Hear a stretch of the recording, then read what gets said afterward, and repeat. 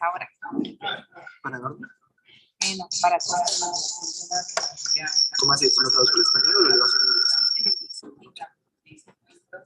Listo, vamos entonces a dar inicio al evento que tenemos el día de hoy programado en alianza con el programa Erasmus, básicamente con el programa Humanitaria, que es un espacio donde está la Universidad ICESI integrada con otras universidades. Está la Fundación Getulio Vargas, está el Instituto Universitario de Lisboa, está la Universidad a distancia de España, tenemos también la Universidad Hacettepe de Turquía. Tenemos esta alianza y esta alianza es en el marco de la construcción de un programa que se tiene como finalidad construir un sílabus para un programa académico, educativo en temas de maestría. En este escenario se va a construir todo con un enfoque sobre evaluación participativa de la acción humanitaria. Desde Colombia está la Universidad ICESI en representación en el marco de esta unión de esfuerzos de universidades por la construcción de este proyecto que logre alcanzar a varios estudiantes tanto en Latinoamérica, desde Brasil, desde Colombia y otros países latinoamericanos que se sumen pues a la posibilidad de hacer estos estudios, básicamente de una maestría que estamos construyendo en conjunto sobre evaluación participativa de la acción humanitaria. Es así que tenemos el día de hoy el honor de poder contar con uno de estos aliados desde la Fundación Getulio Vargas en Brasil. Él es nuestro colega Eduardo Mello, que nos acompaña el día de hoy. Eduardo es profesor de Política Pública y Relaciones Internacionales de la Fundación Getulio Vargas en Brasil. Él ha tenido estudios en relaciones internacionales, igualmente investigaciones están orientadas y tiene interés sobre lo relacionado a la gobernanza, sobre la reducción de la pobreza, todo lo que tiene que ver con política económica, sobre educación, sobre la provisión de todos esos insumos públicos y políticas anticorrupción. Tenemos a Eduardo también dentro de todo este estudio que hemos avanzado y hemos podido analizar los contextos tanto migratorios en Brasil con un marco comparado con los contextos migratorios en Colombia. Así que para nosotros es un gusto, es un placer estar aquí con Eduardo dentro de esta alianza que hacemos entre las dos universidades con miras a fortalecer este proyecto que llevamos en conjunto y poder transmitir ese mensaje sobre la importancia de cuando las organizaciones no gubernamentales hacen este tipo de acciones, tengan en cuenta metodologías que incluyan a la población beneficiaria con la que están trabajando y no ser desde esa palabra que yo uso, extraccionistas. Y extraccionistas es no llegar simplemente a la comunidad o a las comunidades de base o a las organizaciones de base o a la población y simplemente tener un rol de extraer información y hasta luego, y no contar con ellos de los avances que se han tenido, de los resultados que se obtuvieron, de esos diagnósticos que se empiezan a obtener y que es supremamente importante poder contar con la participación de la población que va a ser objeto de ese beneficio o que está siendo objeto de ese diagnóstico. Entonces, no ser extraccionistas, sino tener metodologías de evaluación constante participativa de cómo dentro de esa acción humanitaria que hacemos, ante todo en los contextos como Colombia, que es un contexto migratorio bien intensificado por el tema de la población venezolana, igualmente en menor escala en Brasil, pero también hay una gran recepción por parte de población migrante venezolana en Brasil. Importante vislumbrar cómo se hacen estas dinámicas y cómo hacemos evaluación participativa en contextos migratorios. Así que muchas gracias, Eduardo. Voy a cederle el turno a David para que haga toda la parte de traducción. Sabemos que nos están también escuchando desde Portugal, desde Turquía, también tenemos colegas en Brasil, entonces vamos a hacer la traducción del perfil de Eduardo y de la dinámica que hoy se presenta en el marco de este evento. David. Eduardo Melo is an assistant professor of politics and interventional relations at Fundação Getúlio Vargas, Brazil. He is currently head of the undergraduate program at the School of International Relations. His research interests include governance, poverty reduction, the political economy of education, clientelism, the provision of public goods, and political corruption. Dr. Mello is currently working on a large-scale research project on the political and economic factors driving levels of political corruption in new democracies. He received his PhD from the London School of Economics. Gracias. Eduardo. Gracias, Paula. Thank you all for this very, very kind introduction. My apologies for doing this in English. My Spanish is rather bad, and Paula and her team have been very, very kind to me in providing translations so that I could talk to you. So I'll share my screen if you don't mind. I have a presentation which I hope won't take more than an hour to go through, and then we could have a discussion, have a questions and answers session, and I would generally love to hear your opinions about what we're doing. What I'm going to talk about for the most part is about an ongoing research project that Paula discussed a bit. Basically, one of our goals, and this is what Paula and I have been working towards, is to gather the lessons in using participatory evaluations in Brazil and Colombia, especially in regards to the emergency reception of Venezuelan migrants in the north of Brazil and in the east of Colombia.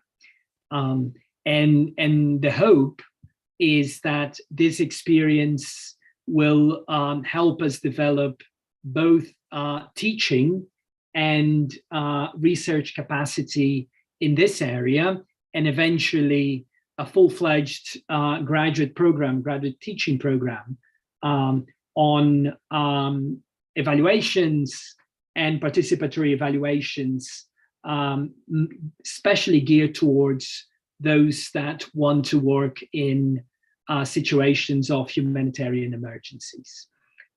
So my talk is mostly about the Brazil side of it, but I'll also be discussing a little bit about what we're talking about what do we mean when we talk about participatory evaluation, and how it differentiates itself from other types of evaluation that we might be interested in. Okay, so this is our agenda. So number one, what is evaluation for the purposes of this conversation? We're going to talk a little bit about impact evaluation, which is what I do for the most part, and then participatory evaluation, which is what I'm trying to do and what we are researching. Then we're going to very briefly, if we have the time, talk a little bit about the findings, the preliminary findings of the ongoing research on Brazil.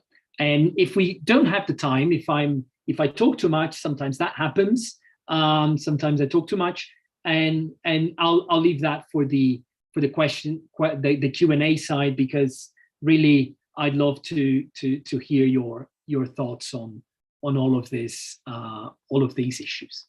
Okay, so what do we mean by evaluation? What is evaluation all about, at least for our purposes?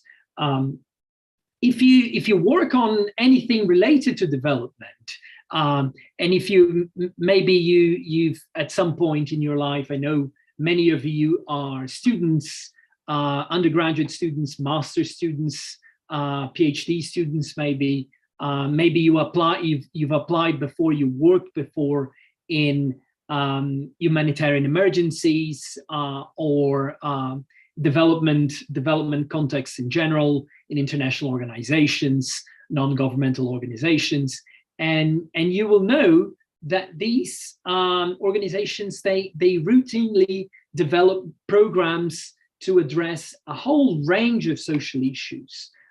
So for instance, in my PhD, I worked with NGOs working on questions relating to literacy, teaching people how to read and write. Some organizations are devoted to raising people's incomes, integrating refugees. You can list really hundreds of topics of development that are relevant today. And in these topics, in all of these, bureaucracies will be collecting a lot of data, right? So whenever you are implementing public policies, you can learn a lot about, if you're doing education policy, you can learn a lot about education, what affects education, what doesn't, what affects healthcare, what doesn't. And one of the things you might be collecting data on are most likely program inputs, program outputs. So what you're doing, what you're, say, the kind of service that you're providing your end users, and the kinds of results that you get. So for instance, you might think of a program that will teach children how to, it wants to help children improve their mathematics scores. And so you're going to do what you're going to do some extra teaching.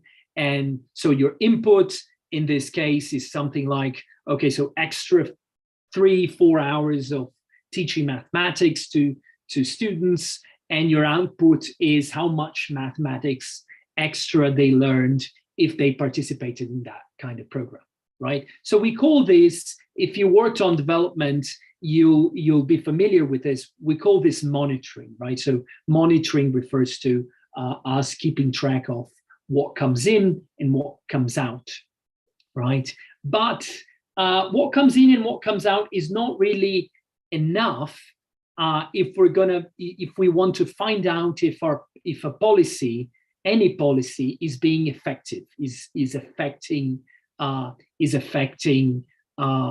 say education or health or whatever you care about. And resources are scarce, right? You don't have infinite money to do everything.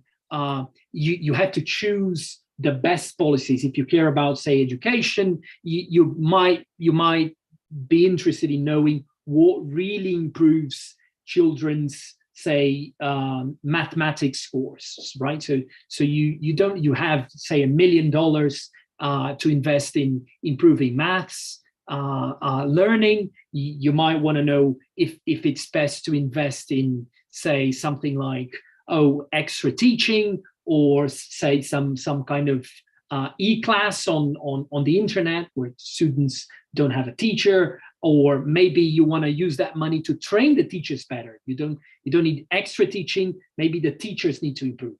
So it doesn't matter. So, but the idea is you really need evidence if you want to do good public policy. You really need evidence to consider whether the programs are effective or not, right? This is what we usually call sort of evidence-based policy making, right? So we're not choosing, maybe we don't want to choose our policies based on, say, some kind of ideology. We have some a priori idea of what's good and what's not. We want to do this based on evidence of what works and what doesn't, right? So, but what is the evidence? What kind of evidence matters to us? So, say you're students. You're mostly, I think, most of you are students. So you can imagine you got yourself a job working for something like the United Nations, and congratulations on getting a good job. And let's say as your first job within the UN, you'll be responsible for designing a new program to reduce diarrhea in rural villages in a place like Kenya, right? But you have, and this is serious, right? So people are, well, why are you doing this? Well, we're doing this because it's a real problem.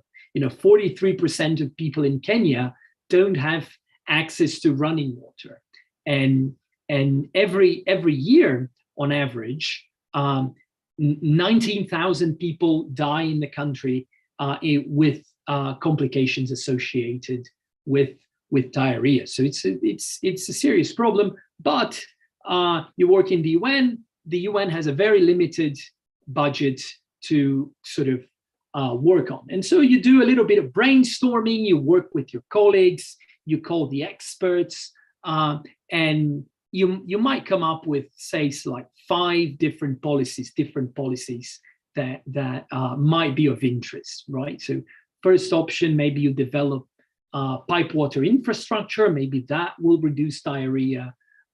Maybe number 2, you can improve the existing water sources of water. Maybe that will be a better use of your money to reduce diarrhea.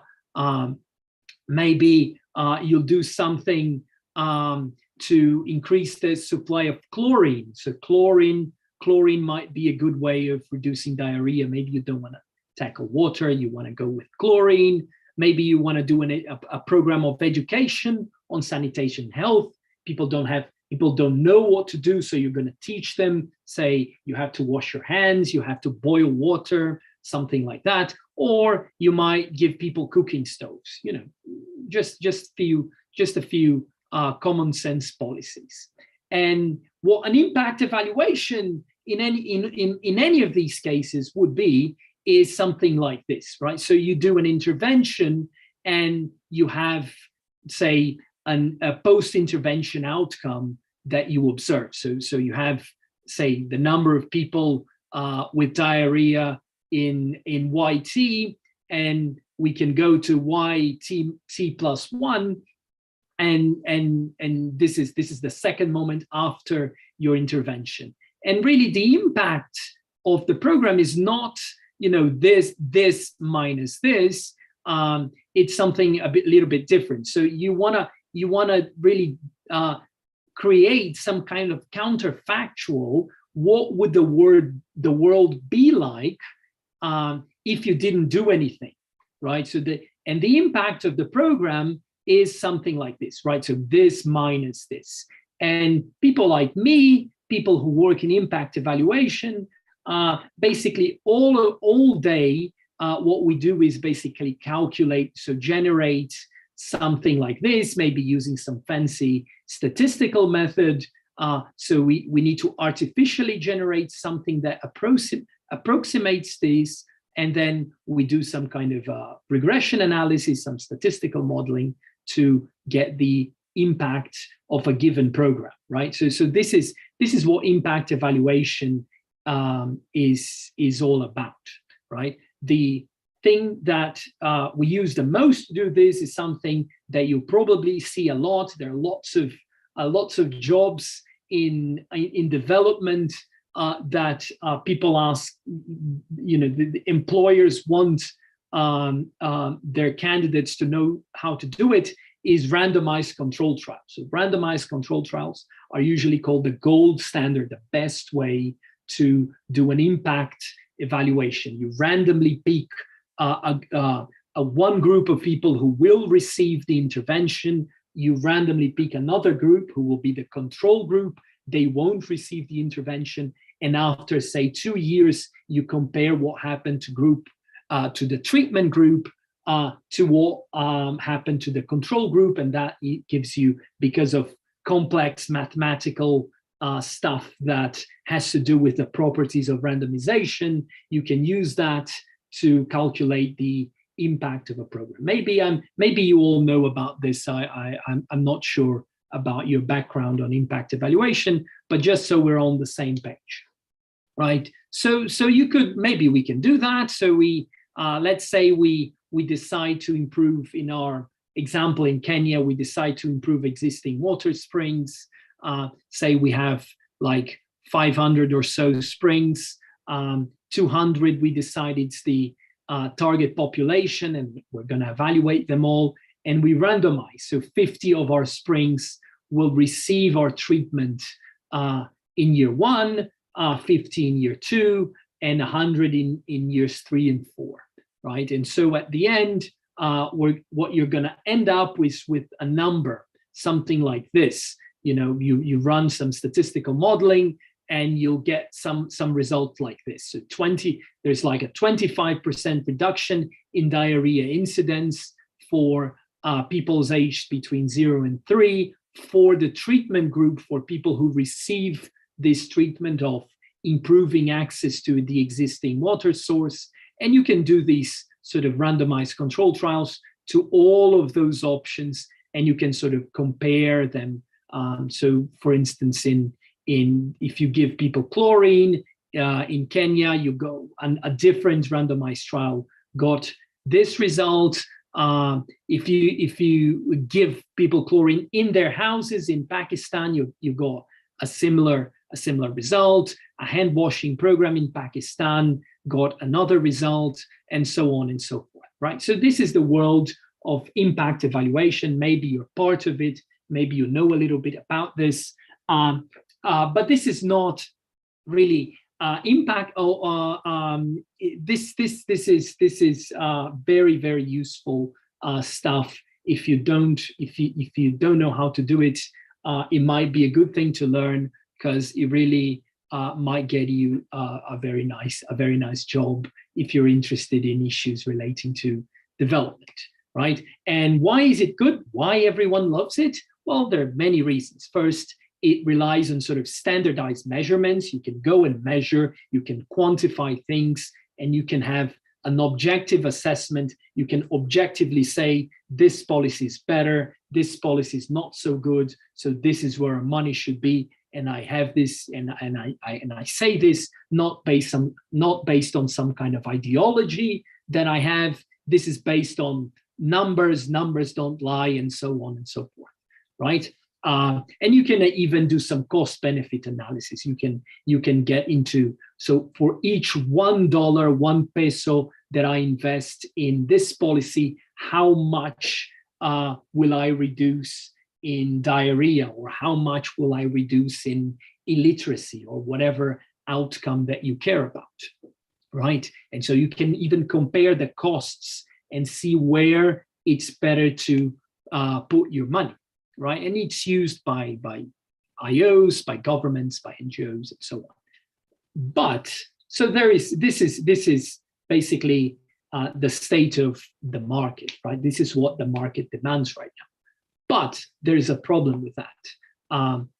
The problem is that this tells us very little about the point of view of the user, right? So this is someone like me sitting in an office with an air conditioning and, a fancy computer and all my maths textbooks, all my statistics textbooks, and I get a bunch of numbers and I tell the government, this is what you should do. Maybe I never even talked to someone who uses these programs, right? So I don't know, maybe it looks good on paper, but people hate it. And this might be relevant because in the long run, if maybe my program on paper looks great and my statistical assessment is brilliant, but if people hate the program, maybe they'll stop using. So it doesn't make sense to have a program that is efficient and people hate for some reason that my method, my impact evaluation method, can't really tell me too much about this, right? Here, if we start to think about the point of view of the user, whoever is the beneficiary of a given policy, we go into the world of participatory evaluations, right? And there is a growing interest in sort of defining what it is and trying to understand how participation affects the effectiveness of public policies. This is where participatory evaluation comes in. What is participatory evaluation? Well, we're trying to define it. This is a good definition. This comes from a World Bank, one of the first studies on this topic. Participatory evaluation is a process of collaborative problem solving through the generation and use of knowledge. It is a process that leads to corrective action by involving all levels of users in shared decision making. So this is, I mean, you listen to me reading this. It's a very broad idea. It basically, participatory evaluation can include, with a definition like this at least, it can include a number of different things relating to the perception of users, the experience of users, of beneficiaries of a given policy, of a given public policy, or a given NGO program, or whatever you're interested in at the moment, right? And one of the main ideas behind this is that why does it matter? Why does the experience of a user matters? There's a normative side to it, right? So we really want to make people involved in their own development, right? So it doesn't really make sense to think about development. There are many reasons about why this is so, and we could talk about them in the Q&A, but really doesn't make much sense to think about development by ignoring the subjects of development, like beneficiaries, users, citizens, voters, whoever you want to really think about, right? So what happens in practice whenever I'm doing participatory evaluation? What happens in practice? Well, there are many things. So sometimes participatory evaluations will involve focus groups in which policymakers will listen to reports of beneficiaries on their experience while using a given policy. It might be that users are asked to write them down, not talk about this, just write them down, and this becomes input into our policy planning. There are many ways in which you can think about these policies, in which many ways to implement this, but there are a few principles that people who have done it sort of like to talk about. So here are a few examples of such principles. This again comes from that World Bank report on participatory evaluation that sort of tried to summarize everything that we know about this topic. One idea is collaboration, the idea that both staff and the beneficiaries are involved in the process of evaluating effectiveness.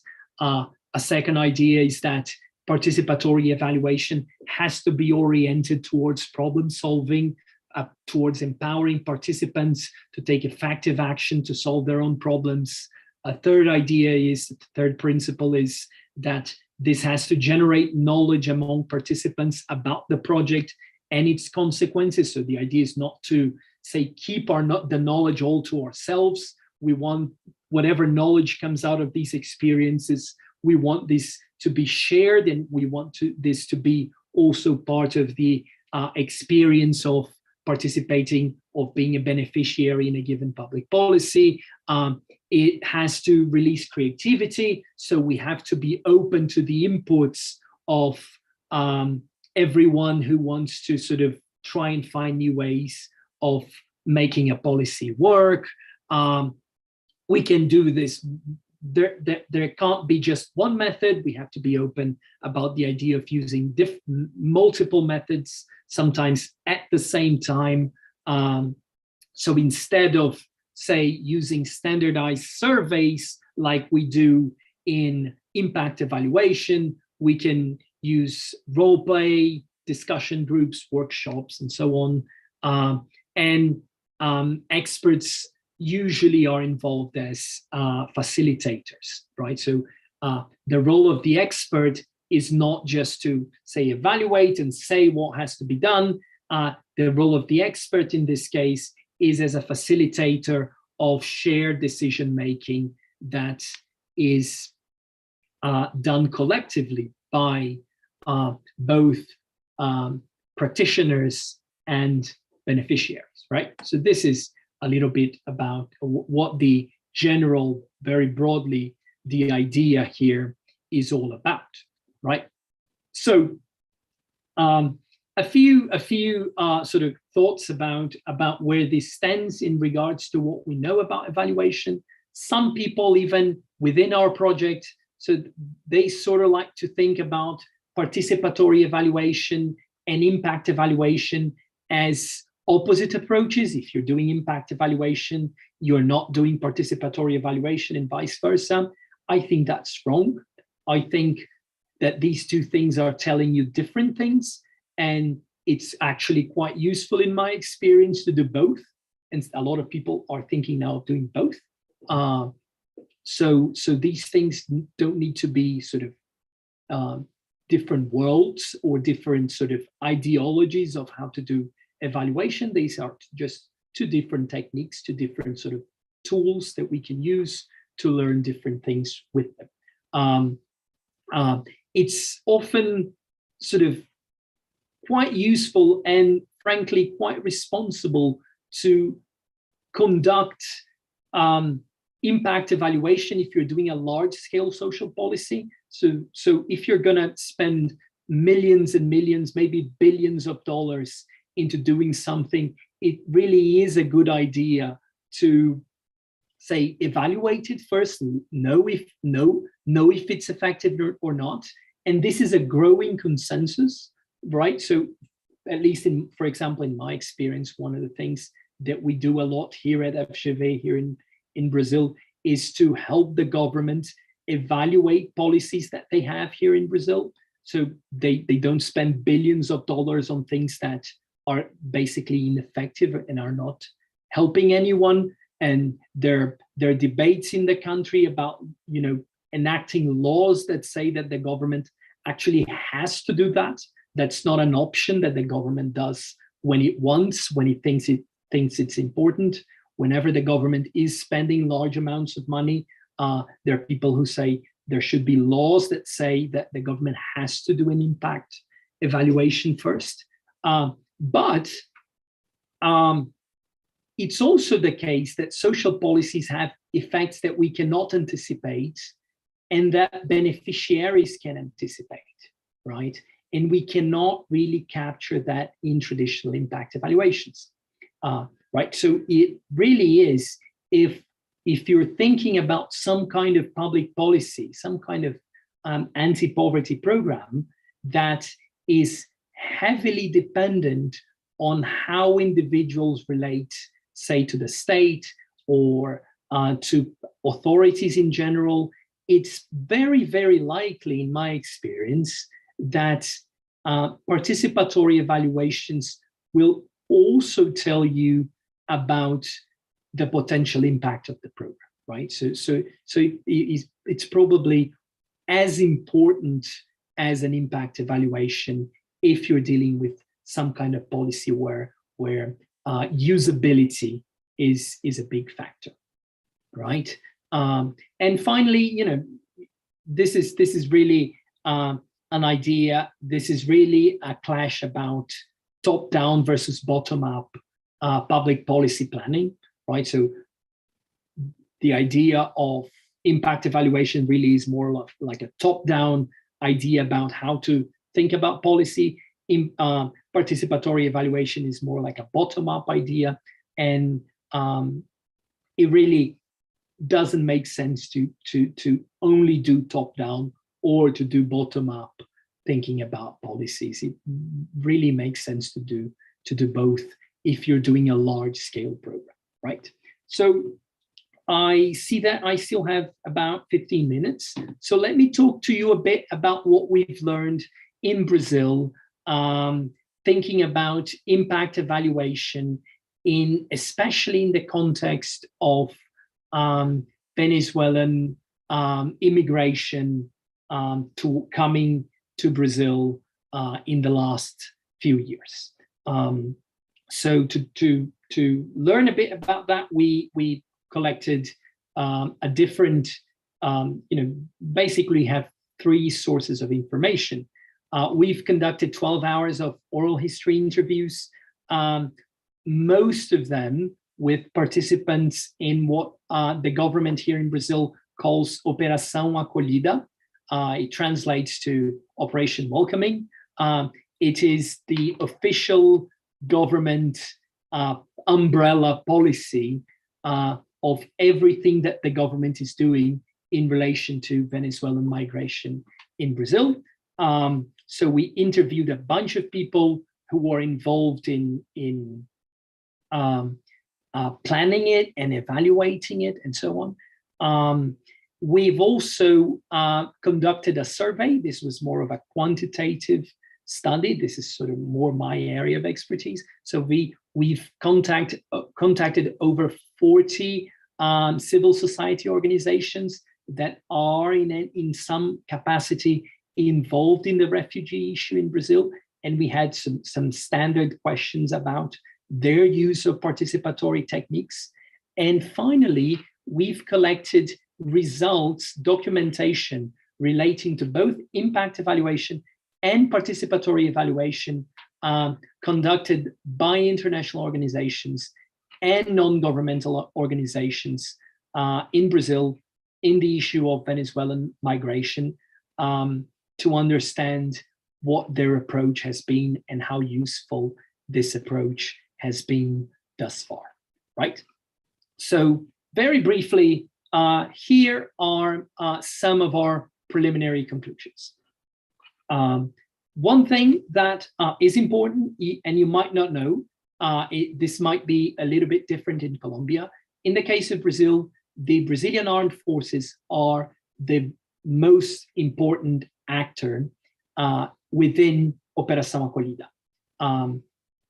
They really play a very large role for many reasons, but the most important reason is that migration coming to Brazil, for the most part, is happening in the very north of the country. If you know a little bit about Brazil, you'll know that the very north of Brazil, the Brazilian Amazon, is largely depopulated. So there are not really large cities in that region, not many roads connecting the north of Brazil to the south of Brazil, where I am. And really the only organization that has the logistical capacity to go to these remote areas of the country and sort of create a large-scale operation to receive thousands and thousands of people coming in are the armed forces, right? And so they sort of play a leading role. Other organizations that are important are international organizations, particularly the International Organization for Migration, UNICEF, and the UNHCR. They've been conducting a lot of evaluations, sometimes for the Brazilian government. The Brazilian government has been actively hiring these organizations to conduct evaluations for them and send reports to Brasilia so that people in Brasilia can make decisions. And a final thing that we've learned is that the majority of NGOs are not doing any evaluation of any kind in this topic. We know from other studies that NGOs working on other issues in Brazil do a lot of evaluations like education, healthcare policy. They're doing a lot of evaluation, but when it comes to the issue of migration and refugees, and specifically the Venezuelan situation, this is not the case. We didn't find one single NGO that was doing significant evaluation of any kind. All of the evaluation is being done by international organizations. And this in itself was interesting to us. We wanted to understand, why was this the case? Why the hell aren't NGOs in Brazil that we understand that they know how to do it? They're doing it in other issue areas. They're doing it in education, which is one area I study a lot. They're doing it in education policy. They're doing it in healthcare policy. Why aren't they do it in the issue of refugees? And this is interesting because it tells us about the barriers to the use of these techniques. Why are techniques of participatory evaluation not more widely used? Is it because they're not useful? Is it because people don't know how to do them? What's the bottleneck, right? So a few preliminary conclusions, sort of ideas that we have about what are the bottlenecks to the use of participatory evaluations in Brazil. One, securitization of the issue was very important because for many reasons, the armed forces played such an overwhelming role, and the armed forces themselves are not doing this kind of work. They're not doing participatory evaluation, and they're not doing it because it's not their job. You know, they're not really set up to do stuff like that. They are prepared to go in. They are treating this as an emergency. This is not dealing with an issue like this. For them, is a temporary emergency in which they are supporting a state government that is dealing with a crisis that they cannot solve themselves. And so securitization was a little bit of a barrier in this case. A second conclusion, temporary sort of tentative conclusion, is that a culture of participation doesn't easily translate from one policy area into another. In Brazil, we have a rather strong tradition of sort of political participation. People go to the streets, they break things down, they sort of, smash windows, they protest. Brazil invented participatory budgeting. There is kind of a tradition of political participation in Brazil. Over 80% of Brazilians vote every election, but this doesn't translate into every area. If you look into, say, education policy, the degrees of participation in Brazil are very high. People care about the quality of schools. People care about whether they have a school or not. People care about whether the public hospital works or doesn't. People are engaged in sort of putting pressure on politicians on issues like this. Not always this is effective pressure, but it's pressure nonetheless, right? In the issue of immigration, we didn't see a translation of the culture of participation that exists in one issue area into another, right? This is to us sort of surprising, interesting, and something worth considering. Third, a culture of evaluation within the organization is vital.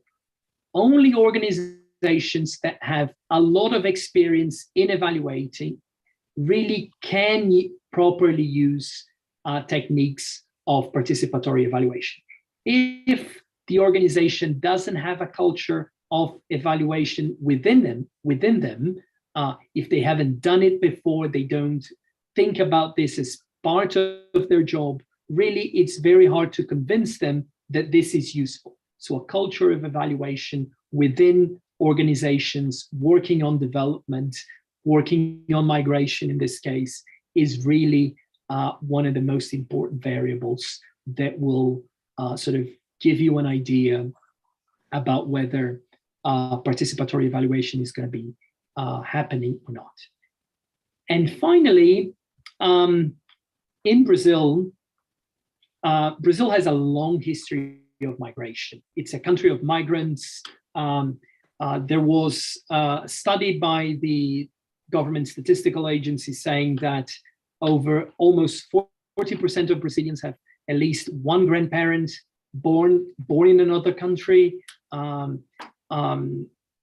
It's a country of migrants for a number of historical reasons, much like other countries in the southern cone of South America, like Argentina, Paraguay, Uruguay, Chile, and so on.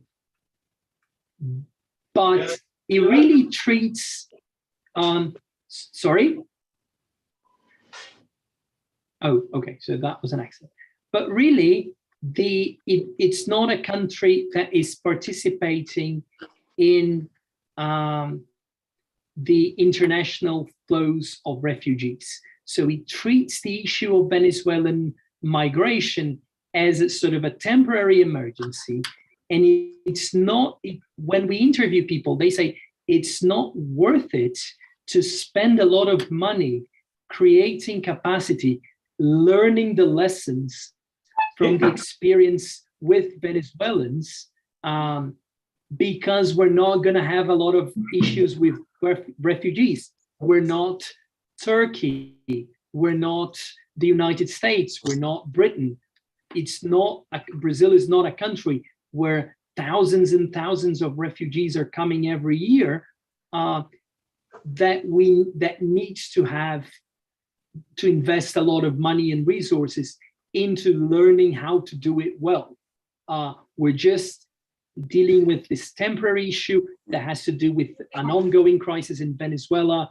In a few years, this is going to be over, right? If you think about policy in this way, you're not going to invest one dime. You're not going to invest anything in learning how to do it right, how to improve your policies, right? And this is, I think, one of the big barriers in our case about when it comes to using evaluations in general and participatory evaluations specifically, right? So this is essentially what I have for an hour, and I'm going to now stop sharing my screen.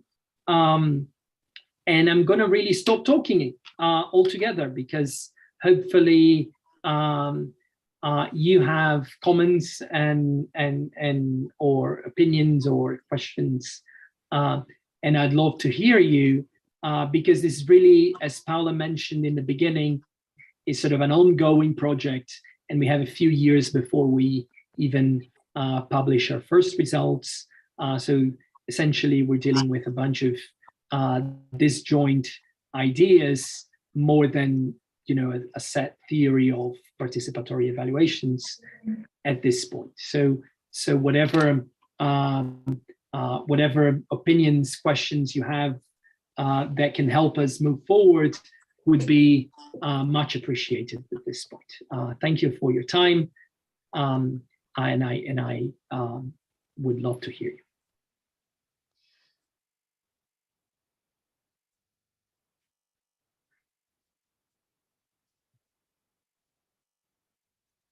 So I don't know how this works, but if you have a question or a comment, at least on my book, if you can raise your hand, and I don't know, I know there's a classroom. I don't know if there's a microphone over there that you can use, but if you can, please just you know, find a microphone and talk to me. Or if you're on Zoom, just you know, raise your hand and say what you want. Thank you, Eduardo.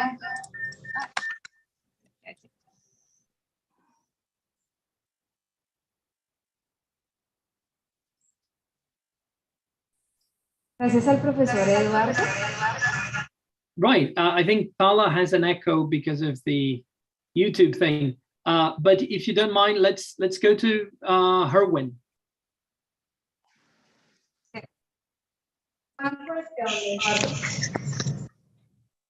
Sí, Eduardo, muchas gracias. Muy interesante, pero a mí se me viene a la cabeza inmediatamente el ejemplo de Haití. Entonces yo pienso inmediatamente en el tipo de intervención que no solo es sobre una comunidad, sobre una muestra específica de la población, sino que tiene prácticamente el tamaño administrativo de un Estado. Entonces, ¿cómo se haría una evaluación, tanto la participativa como la estadística, de ese tipo de intervenciones que tienen un tamaño prácticamente igual al del Estado haitiano? Pues básicamente es el Estado de Haití. Yeah, Yeah. so Erwin's questions. Yeah, I can understand his question. And you'll excuse me if I answer in English. So Herwin, this is a great question. So if you're thinking about it's the idea of evaluation is really not about you know, let's evaluate the impact of, say, a peacekeeping operation to change a country. Let's evaluate the impact of, say, a big intervention in Haiti where we go in and we send thousands and thousands of soldiers and we do a bunch of different things. That's not what we're talking about. I actually have a colleague who worked on Haiti and did a lot of evaluations on Haiti, but she wouldn't evaluate the peacekeeping mission in Haiti, something like that. She would evaluate, so we have a project here in this city, in Port-au-Prince, and we are gonna say, improve the quality of schools in this district of the city. And so, and to improve the quality of schools in this district of this city in Haiti, we're gonna say, do this. We're gonna train teachers. We're gonna have a program to train teachers. And so that's what you're gonna evaluate. Evaluation is a micro level tool. It's not a macro level tool. And this applies to both sort of macro, this applies to both participatory evaluation and impact evaluation. Right, so you have to bound them. You have to have sort of a well-contained policy that you're going to evaluate. I don't know if that... To be translating your question before there is another one. Okay. The answer first. Sorry? I'm going to translate the answer that you just give. Okay. And then we can continue with another question. Okay, so I'll shut up. Okay. Lo que se hace no es evaluar al país completo. Se tiene un programa en determinada ciudad y se quiere evaluar, por ejemplo, el impacto de la educación en esa ciudad. Entonces se toma un distrito de esa ciudad y se evalúa, se capacita a los profesores, se tiene el programa de cómo están estudiando los estudiantes, se capacita a los profesores en ese distrito de esa ciudad, no en todo el país. La evaluación se lleva a cabo en proyectos macro. La evaluación es una herramienta de microprocesos, no se lleva a cabo en las grandes escalas, sino que se lleva a cabo en población micro. Right. Good. So maybe we can go to Oscar. Buenas tardes. Bueno, yo tenía una pregunta. Lo que pasa es que con respecto al fenómeno de la securitización, no sé qué tan, cómo se maneja el paradigma acerca de este fenómeno en Brasil, porque pues por lo menos aquí en Colombia la securitización se utiliza como algo así, de fin justifica los medios, y entonces eso afecta a la política pública porque parte de los recursos, gran parte de los recursos se destinan precisamente a la parte de la seguridad y a la utilización de los medios coercitivos para la solución de problemas sociales. ¿Sí? Entonces, no sé cómo se maneja el fenómeno de la securitización en Brasil y si eso es un impedimento para la creación de políticas públicas. Mm-hmm. Yes, that's a good question. I think it's important to consider that Colombia is receiving a lot more Venezuelan refugees than Brazil, right? So it really creates a whole different climate, a whole different situation, especially at the border of the two countries. Brazil is a country of 210 million that is receiving, a few thousand people a year. So it's not even, there are probably more people living in the street where I live than in Sao Paulo than what's coming into Brazil. So that's really a very different situation. As for the army, we don't really find any kind of hostility from the army towards migration. Brazilians are generally quite open about migration. Public opinion about this issue tends to be supportive of sort of, you want to come here, fine, whatever. And the army sort of is not a barrier to that in this sense. And so we find the army quite enthusiastic about sort of trying to do a good job but their perspective of a good job is people coming into the country, processing them, giving documents as fast as possible, putting them on a plane and taking them to parts of Brazil with, large cities of Brazil in the south, right? Because there are no jobs, there's no infrastructure, nothing at the border, right? This is sort of the army's perspective.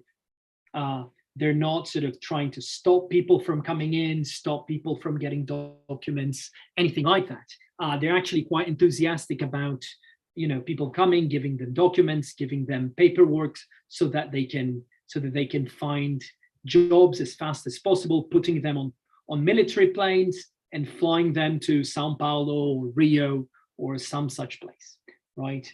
The problem is that as an organization, the army is not about doing public policies, not about doing migration policy.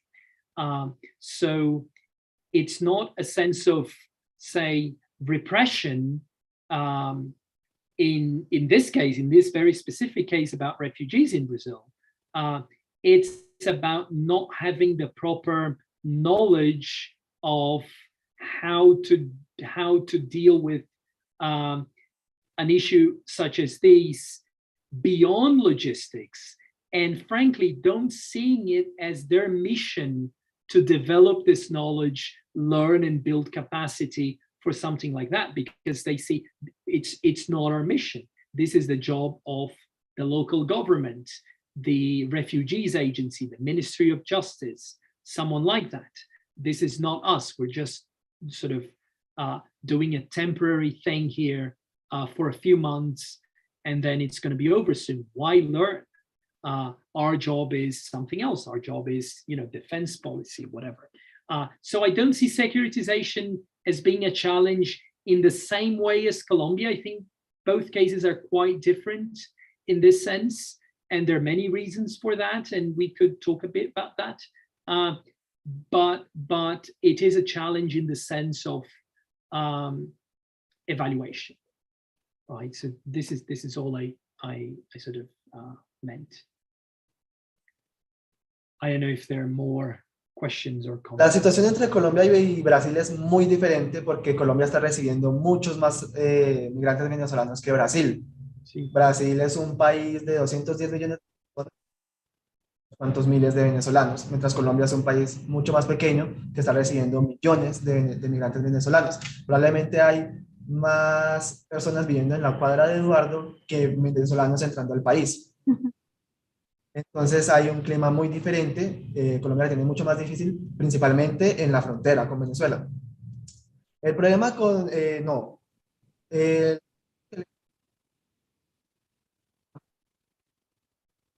llegan a donde están llegando los venezolanos, los reciben y los transportan hasta grandes ciudades de Brasil. Tratando de evitar que entren ni nada por el estilo, al contrario, están bastante entusiasmados con que ellos lleguen, les pasan formularios, los meten en aviones. El problema es que el ejército como organización no está teniendo en cuenta políticas públicas, no está desarrollando políticas públicas. Ellos no se están preocupando por nada más allá de la mera logística de recibirlos y transportarlos. El ejército no siente que ellos tengan la obligación de adquirir un conocimiento de cómo lidiar con la crisis migratoria, sino que ellos simplemente se limitan a transportarlos hacia ciudades grandes. Eso es un problema en cuanto a términos de evaluación participativa o evaluación en general, pero en cuanto a comparación entre la situación del ejército en Colombia y la situación del ejército en Brasil, no se puede hacer porque son climas completamente diferentes. Escriben, Eduardo, otra pregunta. Nos están preguntando en relación a cuál es la diferencia puntual entre una evaluación que es participativa y una no participativa. ¿Cuál es la característica principal para hacer una diferenciación de ese tipo? Right, that's a great question. So the core idea of participatory evaluation is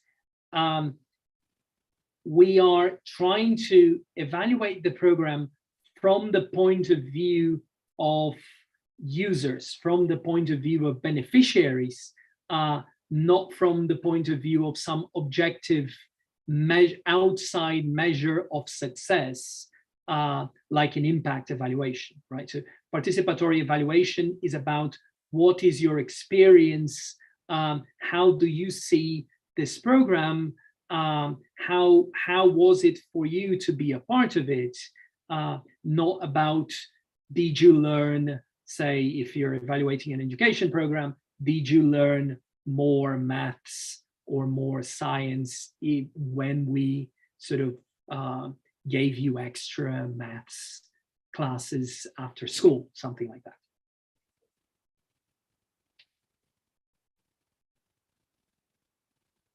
Se enfoca en que se trabaja junto con los beneficiarios, junto con los participantes de la evaluación, con la gente que se está evaluando, y los impactos que el programa está teniendo. Una evaluación no participativa solamente se preocuparía por ejemplo, en un programa de educación, darle a los estudiantes si aprendieron matemáticas, si aprendieron ciencia. Una evaluación participativa, en cambio, se preocupa en cómo fue la experiencia de estos estudiantes, de estos beneficiarios del programa, en cuanto al programa. Si les gustó, si piensan que podría mejorar, y también ellos participan en la toma de decisiones, en la evaluación participativa. Preguntan, what is the difference between participatory evaluation and impact evaluation? Well, that's basically the same as we were talking about. So impact evaluation is about objectively measuring the impact of a given policy, of a given program on a variable that you care about. So again, using an education example, an impact evaluation is how much the test scores of students would improve if you give them extra 3 more hours of math lessons, something like that. That would be an impact evaluation. What's the impact of a program on a given variable?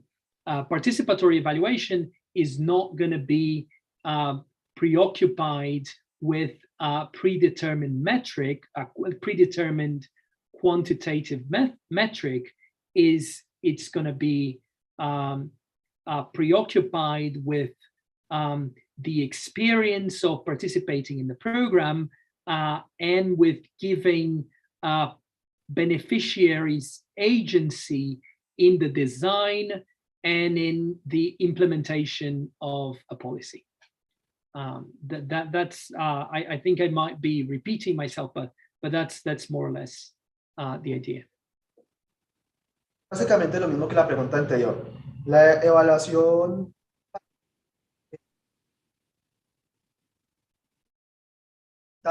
de un programa.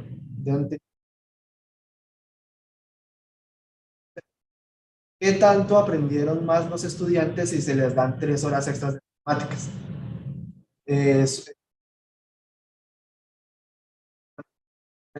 En cambio, la evaluación participativa no se preocupa por mediciones cuantificables predeterminadas, sino por la experiencia del beneficiario que participa en el programa.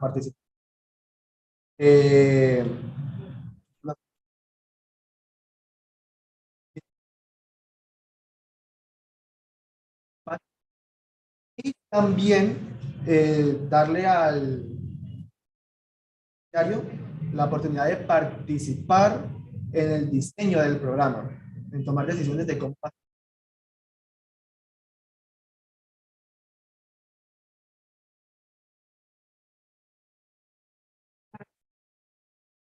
¿Por qué solamente evaluación participativa?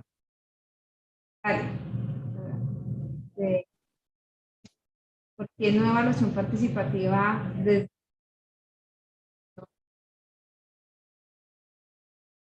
Sorry, Paula, I can't really hear you.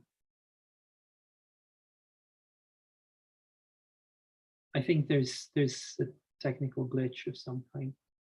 Can't hear everything.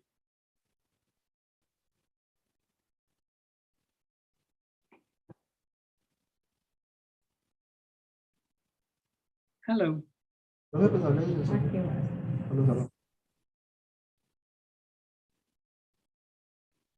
Hello. Eduardo, nos preguntan por qué la evaluación participativa solamente está enfocada, es decir, el focus solamente es en acción humanitaria, y no en otro contexto mucho más amplio en donde también se puede hacer evaluación participativa. ¿Por qué hacer un énfasis en la acción humanitaria? Right. This is a very, very good question. The answer is it's not.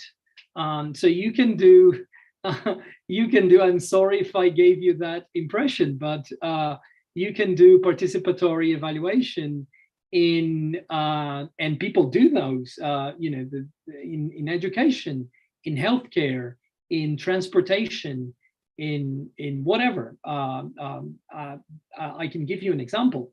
I have a colleague of mine who is working on a participatory evaluation project with the company that owns the metro system in the city of Rio. So Rio is a large city, has a metro system, and Rio implemented these female-only cars in their trains. So the idea is to reduce the opportunity for sexual harassment within commutes, right? So they have female-only wagons in their trains in certain hours of the day. And I have this friend who's working on this participatory evaluation. How is the experience of men and women who take the train in these given hours? And it's essentially a participatory evaluation. So and he's doing this in transport policy. It has nothing to do with humanitarian emergency. It's just that Paul and I are studying this specific case of a humanitarian emergency, but you can apply the lessons, and hopefully you will apply these lessons to other policy areas that you're interested in. Gracias, Eduardo. Lo que nos dice Eduardo ahí, y luego sigue David traduciendo, es un poco de que la evaluación participativa no se genera solamente en contextos de acción humanitaria, sino que puede abarcarse la evaluación participativa cuando usted también quiera hacer intervenciones en temas de educación y en otros contextos también es totalmente viable, no es focalizarse solamente en temas de acción humanitaria. La evaluación participativa no es exclusiva a la evaluación humanitaria, a la emergencia, a la acción humanitaria. Se puede utilizar en campos como la educación, como la salud. De hecho, Eduardo comenta el caso de un amigo que está llevando a cabo un proyecto en el cual en ciertos trenes hay vagones que son exclusivo uso de mujeres solamente. Él está en este proyecto llevando a cabo una evaluación participativa y ese proyecto no tiene nada que ver con la acción humanitaria, sino que Eduardo particularmente está llevando a cabo un proyecto acerca de esta temática. No, not me. This is a colleague of mine. I'm not actually doing that.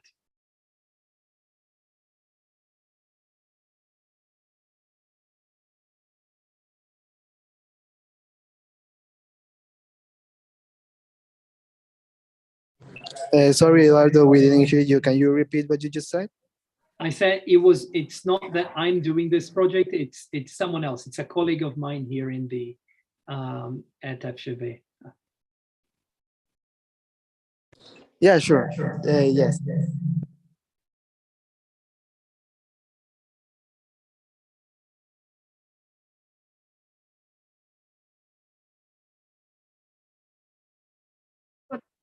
Eduardo nos hace de una de las organizaciones que nos están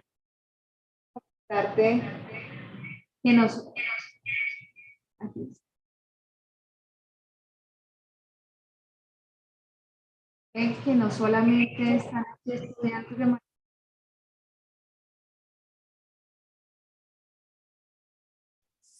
nos están acompañando. ¿Allí Eduardo nos está escuchando? Could you hear me? Yes, I can hear you. There's an echo. Okay, perfect. Okay, Eduardo, era comentarte que no solamente en este espacio están estudiantes de pregrado y estudiantes de maestría, sino que también se encuentran algunas personas con las que venimos trabajando desde la Universidad ICESI, de organizaciones no gubernamentales, NGOs, que trabajan también en este tema y les interesa desde su accionar poder aprender sobre esta temática. Dentro de estas NGO nos preguntan un tema referente a la importancia que tú has podido percibir en Brasil sobre la aplicación de la evaluación participativa en NGOs en Brasil. ¿Sí se está aplicando evaluación participativa en organizaciones no gubernamentales, en NGOs en Brasil, o qué tan frecuente es hacer evaluación participativa en NGOs originarias de Brasil?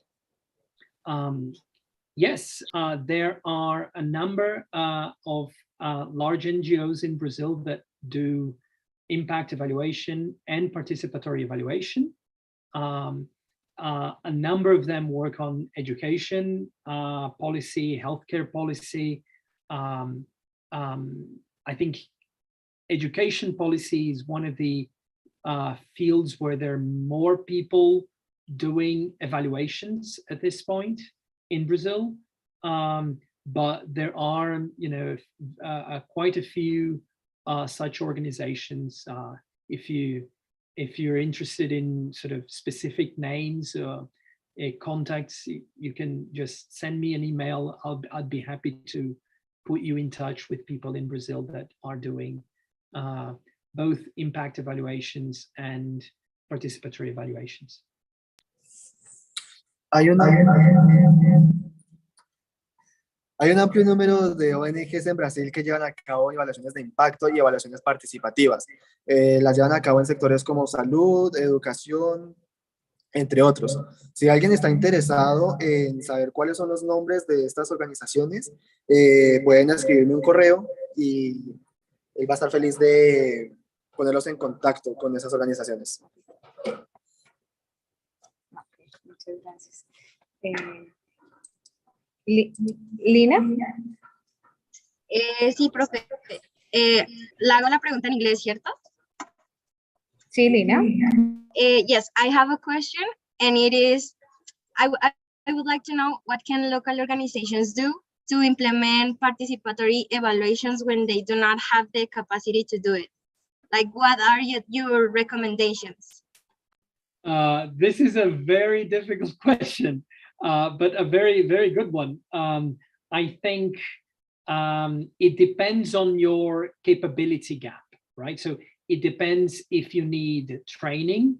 There are people who will provide you with training on how to do it. If the problem is, say, money, financial, you need financial resources, maybe what you should do is partner with someone else, partner with other organizations working on the same topic so that you can both put your resources together and work together towards sort of a joint evaluation. So it really depends on what your capability gaps are. It might be an issue of training. It might be an issue of money or personnel, and then really the answer depends on the specific bottlenecks in your organization. And by the way, I'd be happy to, if you work in an organization that is trying to do something like that and doesn't have the resources, I'd be happy again to have a one-on-one conversation to talk about your specific problem, maybe try and find ways to either help you or put you in touch with people who could potentially help you.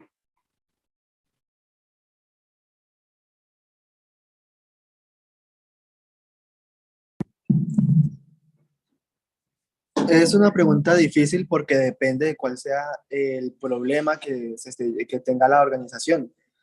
Porque si es problemas de aprendizaje, de conocimiento acerca de la evaluación participativa, pues hay personas que están, hay personas que pueden capacitarte acerca de eso. Pero la respuesta a tu pregunta depende mucho acerca de cuál sea el problema que se tenga en la organización. Si es problema de conocimiento, de dinero o falta de personal. Si estás trabajando en alguna organización y necesitas ayuda con la evaluación participativa, yo estaría feliz de ayudarte con eso, de ofrecerte orientación.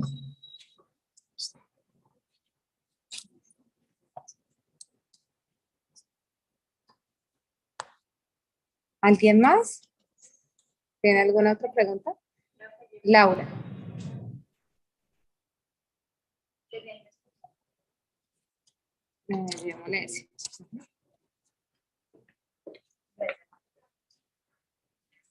Buenas tardes, Eduardo. Yo quisiera hacerte una pregunta. Sí. Quisiera hacerte una pregunta respecto a los mecanismos que podrían implementar o las estrategias que podrían implementar las ONGs para combatir de pronto estas políticas contra los migrantes que se construyen en la medida en que la migración se exacerba. Entonces, ¿de qué manera podrían las ONGs paliar de pronto estas políticas institucionales o políticas públicas que implementa el Estado? Did you understand the question or do you need translation? Yeah, I hopefully I did. So if I didn't, please correct me. I think your question, if I understand correctly, is about how to push back against the sort of migration sentiment that exists in certain societies, in certain parts of society. That's a very complex question, and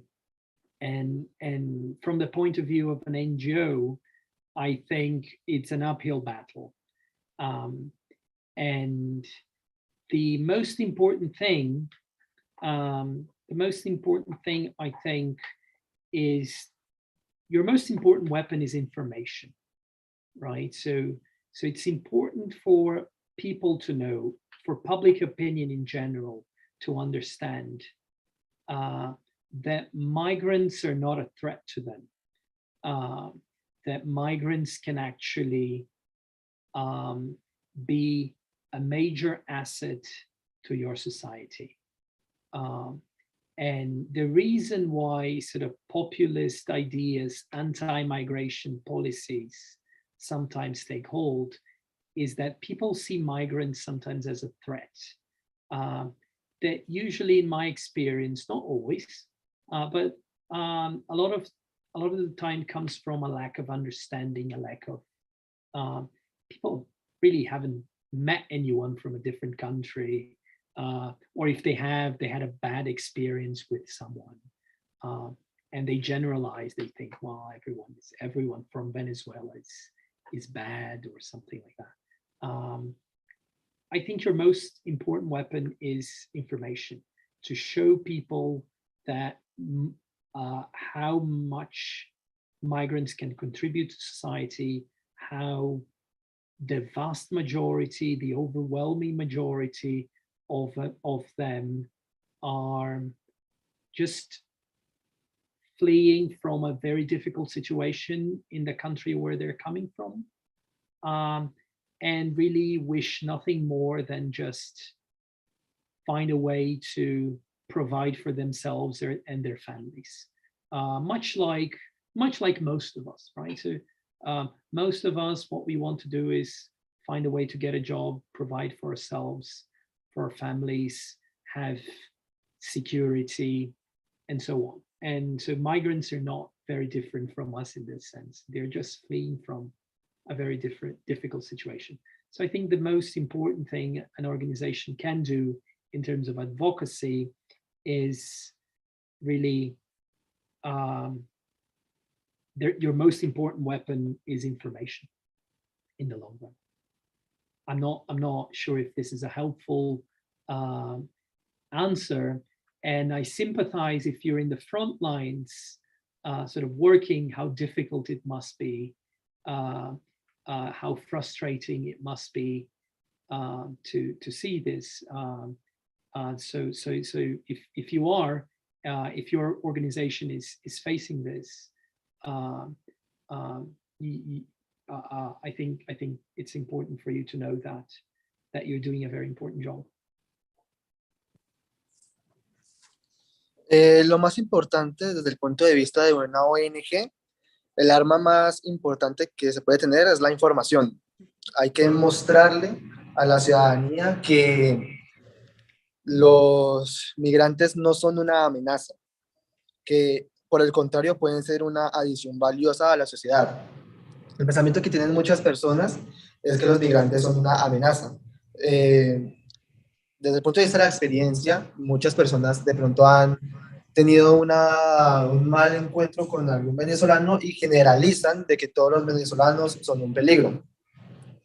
Y esto no es verdad. Hay que inculcarles que los venezolanos, los migrantes, son personas que simplemente están escapando de una situación complicada en su país de origen y que están acá solamente no como una amenaza, sino buscando medios de cómo proveer a su familia y a ellos mismos. En ese sentido son muy parecidos a nosotros, no hay mucha diferencia con ellos porque uno también busca un trabajo para proveer para uno mismo y para su familia. La diferencia es que ellos están escapando de una situación difícil en su país. Entonces lo que hay que hacer, la arma más importante es la información. Educar a la ciudadanía de que los venezolanos pueden aportar grandes contribuciones a la sociedad. Eduardo te está viendo a vos, Laura, en la primera fila y puede ver que de pronto esa situación puede ser frustrante y que de pronto espera que la respuesta que te dio fuera de ayuda. Si tu organización está teniendo problemas en cuanto a esto, él está feliz de ayudarte.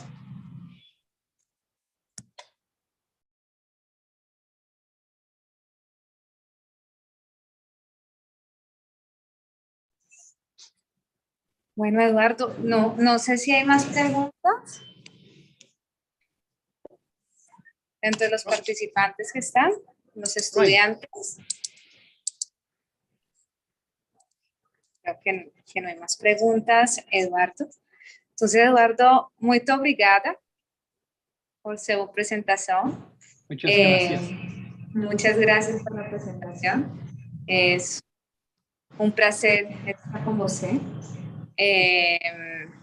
Y pues tener estos espacios de intercambio entre universidades, dentro de la academia, y ante todo de la contribución que podamos dar dentro del proyecto que están las dos universidades. Muchísimas gracias por alimentar, por este intercambio de saber y esa experiencia que tú tienes en el tema. Muy obrigada. Muchas gracias, Paula, a todos ustedes. Fue un gran placer conocerles y hablar con ustedes hoy.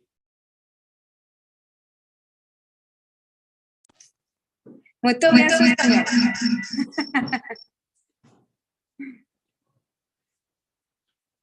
Boa tarde.